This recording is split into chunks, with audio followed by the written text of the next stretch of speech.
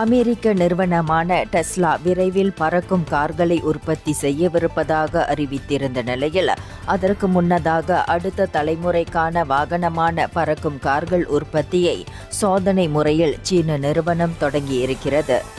தெற்கு சீனாவின் குவாங்டோங் மாகாணத்தில் 1.2 சதுர மீட்டர் பரப்பளவில் உருவாக்கப்பட்டிருக்கும் தொழிற்சாலையில் முதல் பறக்கும் கார் தயாரிக்கும் பணி தொடங்கி இருப்பதாக அந்நாட்டு ஊடக செய்திகள் தெரிவிக்கின்றன.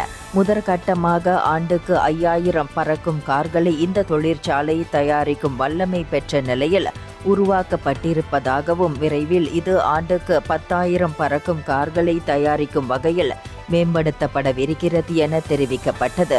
இதுவரை உருவாக்கப்பட்ட தொழிற்சாலைகளிலேயே மிகப்பெரிய அளவில் திறன் பெற்ற தொழிற்சாலையாக இது அமைந்திருப்பதாகவும், அதன் முழு செயல்திறனும் நடைமுறைக்கு வந்தால் ஒவ்வொரு 30 நிமிடத்துக்கும் ஒரு பறக்கும் கார் உற்பத்தி செய்யப்படும் என்றும் கூறப்படுகிறது.